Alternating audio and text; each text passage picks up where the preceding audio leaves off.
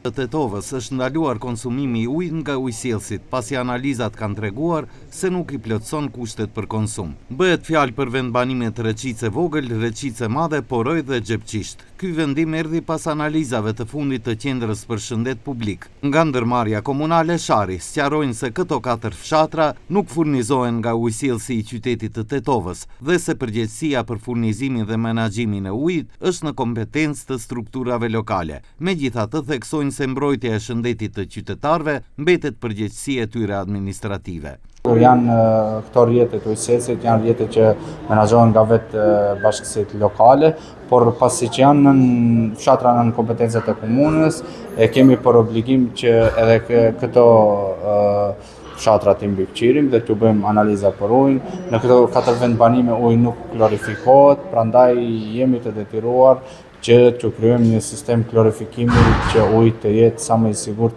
për pije për gjithë këto qytetarë që jetojnë në këto vendbanime. NPK Shari njofton se ndalesa mbetet në fuqi deri në një njoftim të ri nga institucionet kompetente, ndërsa banorëve u bëhet thirrje të mos e përdorin ujin për pije apo konsum. Por dikush tjetër i sfidon për këtë. Në shenjë revolte dhe për të zbutur panikun te banorët, kryetari i kësaj bashkësie, Gair Sinani, piu një gotë ujë para kamerave. Ju thoni se ujë pije? Po, ujë pijet edhe tash do ta pij ujin, nëse vdes do vdes unë ujë pa. Bismillah.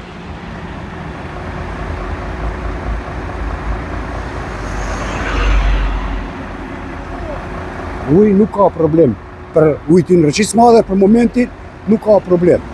Analizat do t'i presim ditën e hadh. Kryesore do të jem edhe unë prezent. Se kom bisedau, do jem edhe unë prezent. Se bara bie mbi mu. Popullata, qytetarët frikën se ndodhin Gosivar, edhe këtu frikën. Çdo kush i thirrën telefon, çka ka uji, çka ka uji. Uji është i pastër si loti, mos të kenë ngele as pa kiç. Sinani kërkon sqarime se ku praktikisht janë marrë mostrat, duke garantuar se uji i fshatit të tyre vjen nga burime të sigurta malore dhe se cilësia matet rregullisht. Për momentin është 3 burime të ujit, një burim është Kodrës Diellit, 110,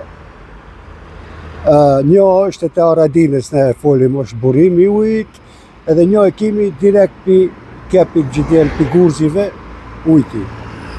Ne e bëjmë analizë, kemi bërë çdo muaj, jo çdo javë, po si cilin muaj kemi pat analizë të ujtit, a është i prishëm as është, po për momentin ne nuk e dim ku kanë marrë për analizë, a Reçicë së Madhe, a Reçicë Vogël, se dahen ujnajet, tash Tetova e merr një ujë, ku marrëm ne, edhe Tetova e merr çat ujë.